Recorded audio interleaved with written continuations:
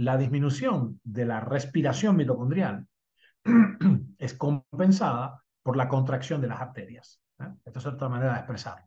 Y esto por supuesto, aumenta el oxígeno de los tejidos. Nuestra pesquisa de la literatura, que es extensa, la literatura científica, nos ha dejado colegir que en realidad no hay ninguna medida genuinamente protectora de presión arterial por encima de 115,75. 115 milímetros de mercurio de presión sistólica. O sea, cuando ustedes están conforme, la narrativa general es que, bueno, 120,80 or thereabouts, ¿no? 120,80 o más, ya por una cuestión de cómo la mente redondea. Si tú dices 124, bueno, 124,86, 83, estoy ahí, estoy casi normal. 115,75 es el tope. Yo durante muchos años he tenido 110,70 o 110,65, por ejemplo, ¿no? Esto no siempre es fácil de mantener, ¿no? Por ahí un poco la gente dice la presión baja es un seguro de vida, ¿no? La presión baja crónica. Pero lo que quiere decir, en el fondo, es que todavía hay suficiente competencia mitocondrial como para sostener presiones más bajas, presiones circulatorias que redundan, recuerden los médicos, redundan, esto es como apretar la manguera de Harding, digamos, la presión arterial es indispensable, un grado suficiente, ¿no?, de la presión arterial, porque si no va a caer la presión parcial de oxígeno en los tejidos, ¿no? ¿Qué quiere decir para la gente que no está en la profesión? Simplemente qué concentración de oxígeno hay acá donde se usa, donde se respira finalmente, ¿no? En los tejidos, ¿no? Eso se llama presión tisular parcial de oxígeno o presión parcial de oxígeno. Good. Lo que ustedes escucharon hablar seguramente de la cámara hiperbárica, ¿no? La terapia hiperbárica es justamente exponer al individuo a oxígeno puro, a más presión, a más concentración, es decir, más moléculas por centímetro cúbico. Si tengo un recipiente, ¿right?,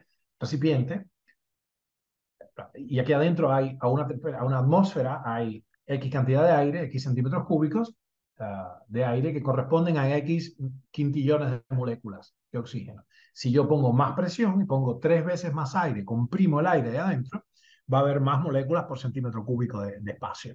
Y lo que pasa entonces es que al sujeto metido en la cámara hiperbárica se le difunde ese oxígeno directamente en el agua de la sangre, lo que llamamos el plasma, y no hace falta que esté la hemoglobina metida en el medio, en esa transacción, y la presión tisular de oxígeno crece enormemente. Por eso es que ha sido tan útil para tratar ciertas patologías de tipo, que es el diabético, intoxicación por monóxido y otras cuestiones, la gasificación del nitrógeno en la sangre, en los buzos, la cámara hiperbárica. No lo pongo como un ejemplo para establecer un grado de pensamiento, un razonamiento en torno al oxígeno en los tejidos, la distribución de estos gases en el individuo normal. No es que la solución de la presión tenga que ver con la cámara hiperbárica, ni mucho menos.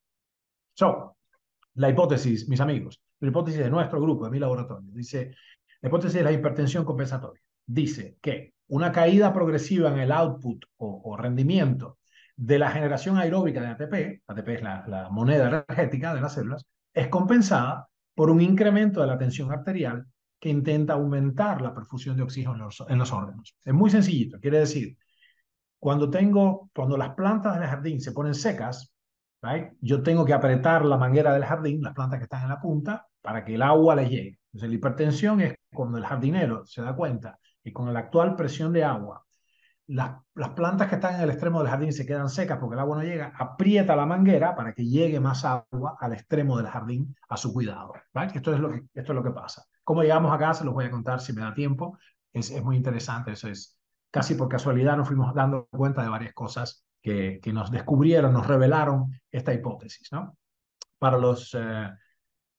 Se me ocurre que para los profesionales podríamos hacer quizá en una de estas semanas, antes de que realmente nos pongamos complicados a viajar otra vez con la ronda anual de congresos, por ahí podemos hacer una versión pro de esta, así no se me quedan con la miel en los labios los profesionales, una versión pro de esta hipótesis, así lo explicamos ya de manera técnica, ¿no? Están todos invitados, pero en el caso de los profesionales, si lo hacemos, atención al equipo, tomen nota, vayan viendo dónde lo podemos meter.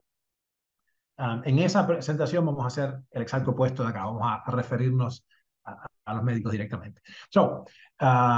Siguiendo con esta narrativa, la disminución de la respiración mitocondrial es compensada por la contracción de las arterias.